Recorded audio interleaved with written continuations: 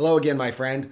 In this video, we're going to talk a little bit about ownership. You're like, what do you mean by ownership? Well, taking ownership over yourself and taking personal responsibility for who you are, where you're at in your life, and how it's turned out is one of the biggest pieces to really becoming the most powerful you.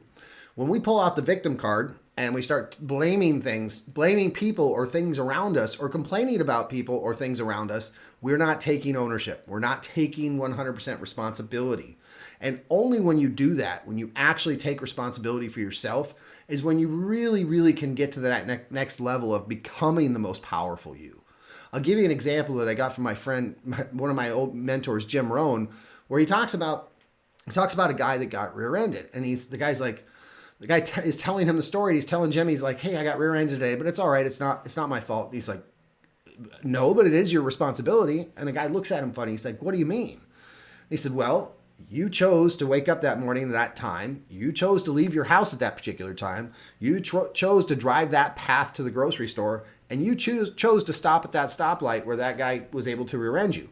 Any one of those choices you make differently, and you're not in that place and time for that person to rear-end you.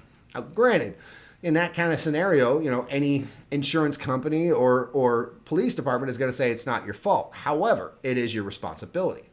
He could have left his house 5 minutes later and not been anywhere near that light when that person was there not paying attention.